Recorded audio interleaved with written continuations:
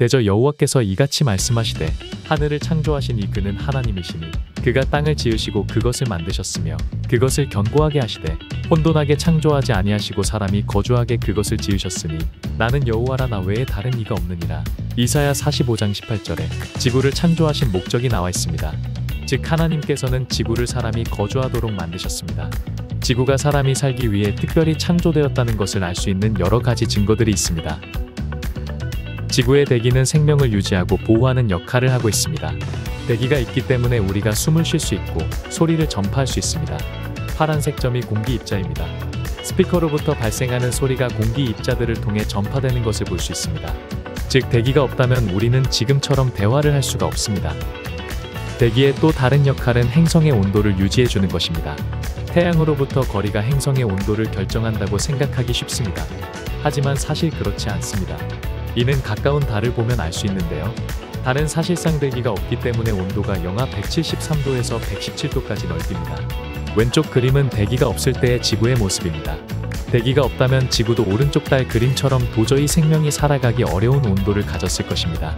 반대로 대기가 너무 두껍다면 온실 효과로 인해 온도가 너무 높아지게 됩니다. 왼쪽 그림처럼 지구는 알맞은 대기가 있기 때문에 평균 온도가 약 15도 정도로 사람이 살기에 알맞습니다. 그러나 오른쪽의 금성은 대부분 이산화탄소로 구성된 대기로 인해서 420도의 높은 온도를 갖고 있습니다. 대기가 많다고 해서 꼭 좋은 것은 아닙니다. 사람이 살기 적절한 대기가 필요하다는 것입니다. 지구는 사람이 살기에 알맞은 대기를 갖고 있습니다.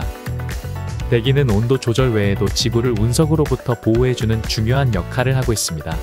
2013년 러시아 첼야빈스크에서 폭발음을 내며 운석이 관측되었습니다.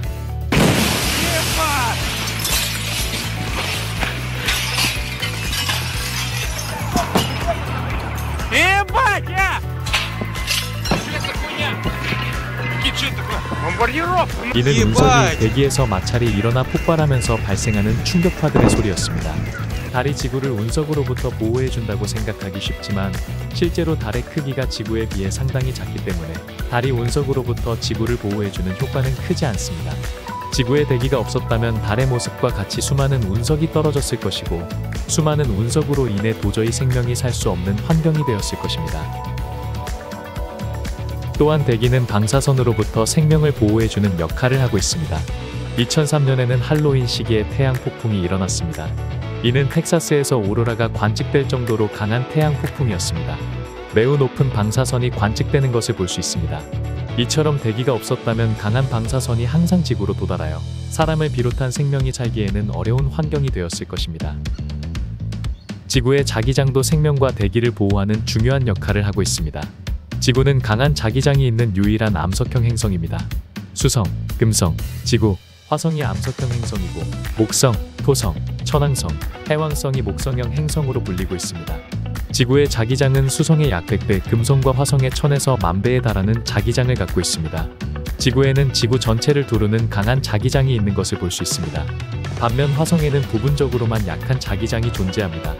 나사 탐사선을 통해 실제로 관측된 자기장 그림을 보면 화성은 대기가 거의 없기 때문에 그나마 남아있던 대기가 1초에 약 2kg 우주로 사라집니다.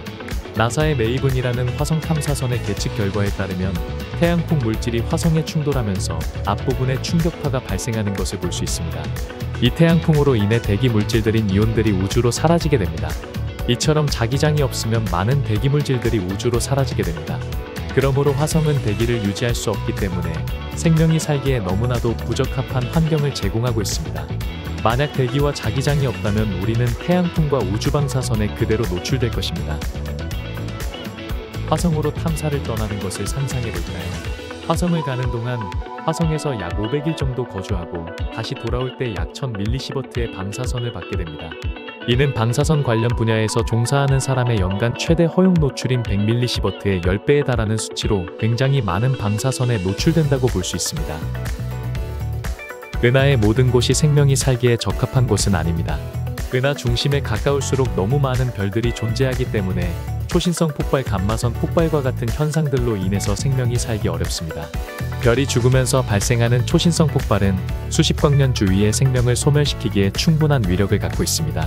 또 별이 죽거나 블랙홀의 영향으로 발생하는 감마선 폭발은 무려 수천 광년 밖의 생명을 소멸시킬 수 있습니다. 우주에 존재하는 많은 은하들 중에서 단 10%의 은하만이 생명이 오래 생존하기에 적합하다고 합니다. 태양계는 은하에서 생명이 존재할 수 있는 특별한 곳에 위치해 있습니다. 태양계 은하계 중심으로부터 어느 정도 적절하게 떨어진 곳에 위치하고 있습니다. 우리 은하 주위에는 안드로메다를 제외하고 큰 은하가 거의 없어서 감마선 폭발이 적습니다. 그렇기 때문에 지구는 생명이 살기에 보다 유리한 조건을 가지고 있습니다. 내용들을 정리해보면 지구는 정말 생명이 살기에 알맞은 대기, 또 생명과 대기를 보호해주는 자기장, 위험하지 않은 곳에 위치한 태양계 등 놀라운 조건을 갖추고 있습니다. 이 중 하나라도 빠지면 생명은 살 수 없습니다. 또한 각 조건이 적절한 조화를 이루어야 하며 하나의 조건이 너무 강하거나 너무 약해서도 안 됩니다. 하나님은 왜 그토록 방대한 우주를 창조하셨을까요? 이에 대한 답은 창세기 1장에서 바로 알 수 있습니다. 하나님께서는 해와 달과 별들을 창조하는데 하루만 할애를 하셨습니다. 창조 목적이 사람과 사람이 거주하기 위한 지구였기 때문에 해와 달과 별들조차 지구 환경을 조성하는 것에 불과했던 것이죠.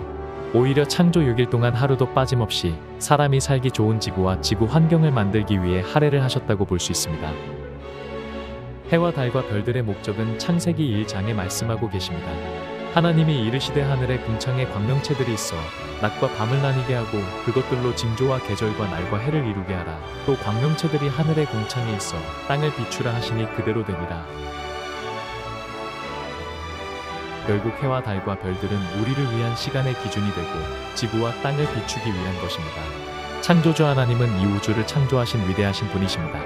이 우주를 보면 누구나 측량할 수 없는 하나님의 놀라움을 느낄 수 있습니다. 우주를 이토록 크게 창조하신 이유 중 하나가 여기 있지 않을까요?